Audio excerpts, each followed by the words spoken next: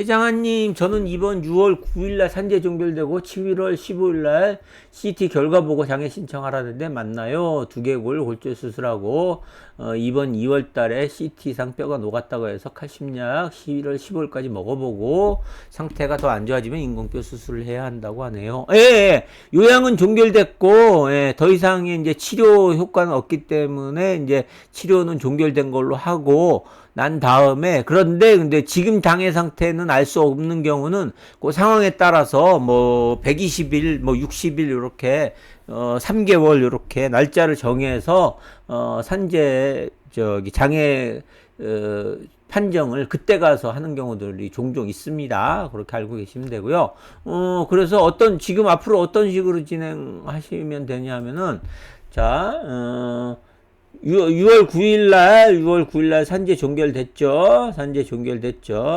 근데 원칙적으로는 종결되면은 곧바로 장애급여 청구를 할 수 있는데,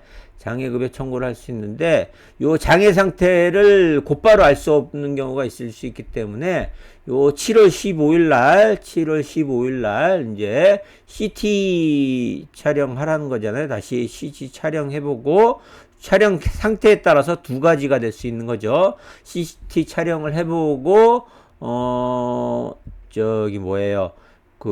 더 이상 추가적인 치료가 필요 없을 것 같다. 그러면 요때 CT 7월 15일날 촬영하고 결과 나오면 그에 따라서, 장애급여 청구 요때, 하시면 되고요.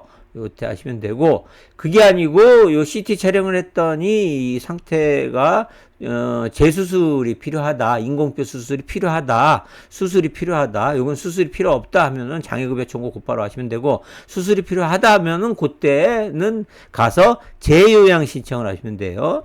재요양 신청을 하셔서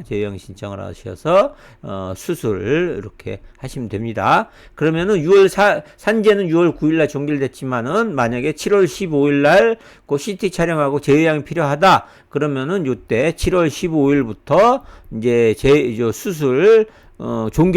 수술이 종결될 때까지 다시 이제 요양을 하면서 이제 치료를 받으면서 요때 휴업급여도 또 신청을 하시면 돼요. 요 기간에 휴업하시면서 휴업급여 신청하시고, 요때 나중에 이제 요 수술에 대한 것까지 다 종결이 됐다. 그러면 그때 가서 다시 이제 장애급여 청구를 하시면 됩니다. 그래서 보통 일반적으로는 산재 요양이 종결되면 곧바로 장애급여 청구를 하는데, 그 상태에 따라서 그 장애 판정을 더 나중에 하는 경우들이 있어요. 그래서 요런 경우에는 나중에 했을 때 장애 판정에 이제 추가적인 수술이 필요한 경우가 아니라면은 그때 가서 장애급여 청구하시면 되고, 그게 아니고 추가적인 수술이 필요하다 하시면 추가적인 수술을 하시고 난 뒤에 요거까지 재요양까지 끝나면 장애급여 청구를 하시면 된다. 그래서 그때 하는 걸 재요양 청구예요. 그래서 재요양 청구 하시면 되는데, 병원에 수술 받으실 때